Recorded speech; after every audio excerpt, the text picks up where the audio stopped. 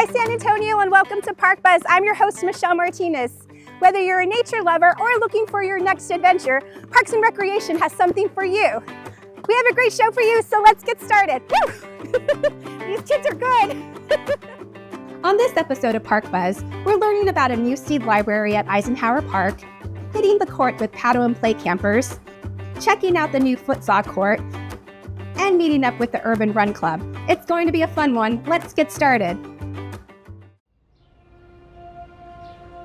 Today we're at Eisenhower Park at the trailhead next to the Mockert House. We have our first seed library here. A seed library is really an opportunity for a seed exchange program, and it's in a public setting. If someone came into the park, they would visit the seed library, kind of scroll through the seeds that are in the seed library and see what piques their interest. They would take only what they need. You care for it, you watch it grow. You let the plant produce a seed, harvest that seed, and you return a portion of that seed to the seed library. We also take donations. We really want folks to stick with native plant species, encouraging people to harvest locally from their yards or from a community garden. Also, any food varieties, peppers, tomatoes, anything that people have had success in their garden and would like to share with the rest of the community.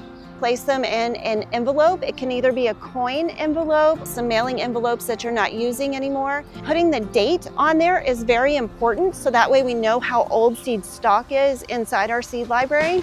You can use a platform like iNaturalist to help you figure out what the scientific name of a species is that you're looking at. Put that on the envelope as well.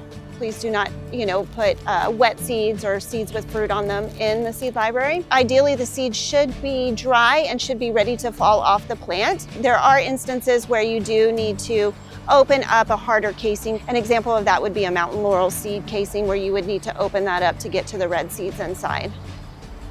We have two great resources here in San Antonio. We have the Native Plant Society of San Antonio, and they're a great resource for trying to find plants that would do well in your area, as well as Bexar County Master Gardeners. They are a tremendous resource with growing vegetables, the time of the year, the varieties that would do well in our area. They also have planting tips on how to get things started. The community benefits, it can lead to an increase in biodiversity. It's going to help benefit the pollinators, and that helps benefit all up through the food chain. And that can all lead to creating a more resilient community and food stability. If you're interested in more information about the seed library, you can reach me at my email address, Wendy, wendy.leonard, Leonard, at sanantonio.gov.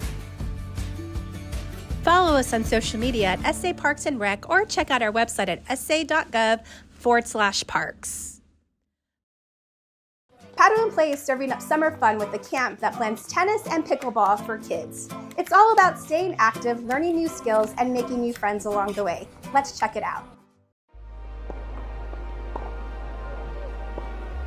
Right now we are here at Fairchild where it hosts the Paddle and Play camp.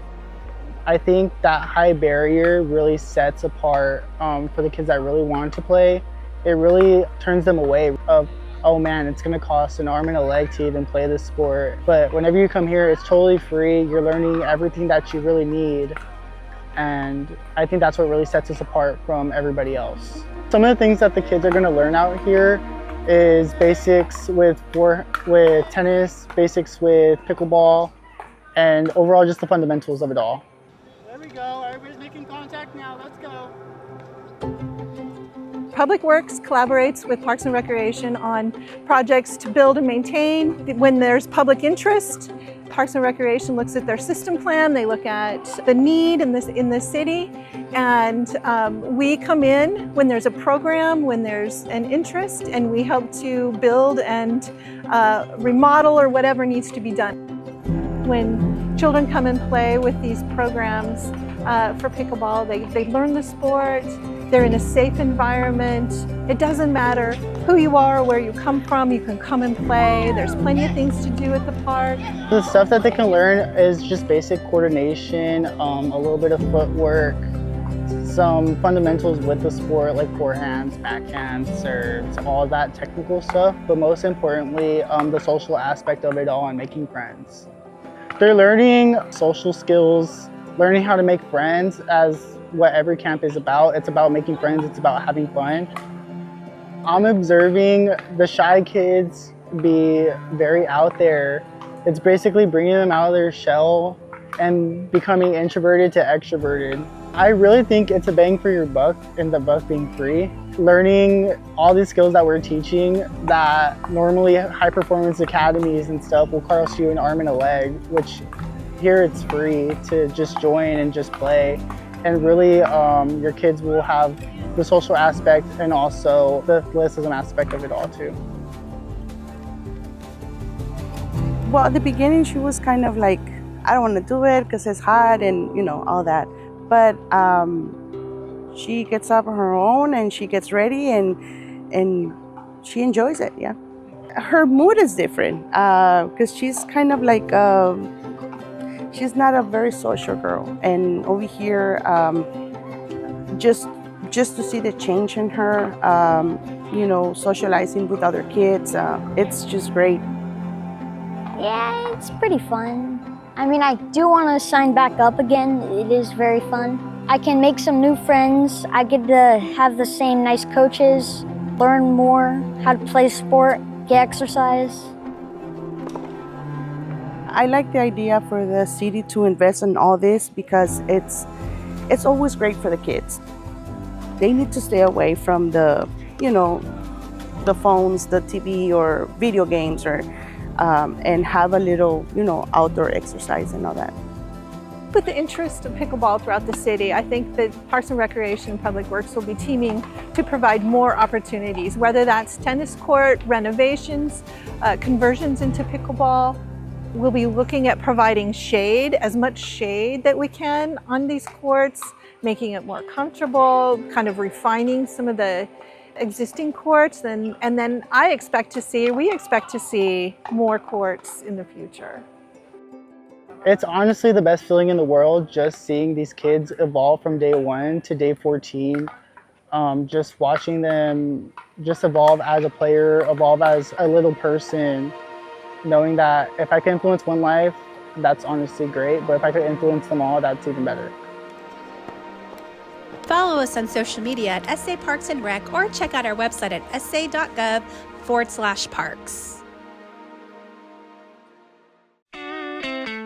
Get ready, San Antonio. The first ever Futsal Court at Bonnie Connor Park is open. Wondering what futsal is all about? Well, it's a fast-paced, small-sided version of soccer, usually 5-on-5 played on a hard surface. It's quick, exciting, and a great way to build footwork, boost teamwork, and have a blast with friends. The new court is free and open to everyone, no sign-up needed.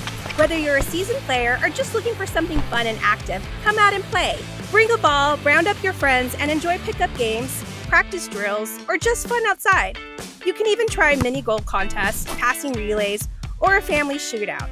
It's great for all ages and skill levels. Play, connect, and have fun. Bonnie Connor Park's new Futsal Court is open for everyone. Get in the game. Follow us on social media at SA Parks and Rec, or check out our website at sa.gov/parks. Today we're hitting the pavement with Urban Run Club, a community-driven crew bringing movement, culture, and connection to our city.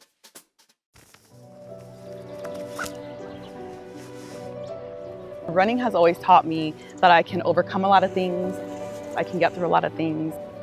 Sometimes I run because I have too many thoughts in my head. Running allows me to exercise those thoughts. While you're running, you're literally working the muscle of reframing your mind. So when you have negative thoughts, you can make a choice. You can stop and walk, which is okay, or you can teach yourself how to get through it. So that way, when life does happen and you're in those spaces, you use running to get through those moments. For me, I'm in this euphoric, like, all right, I'm here. Like, life is great. I'm breathing, my body's moving, I'm able, and it's okay.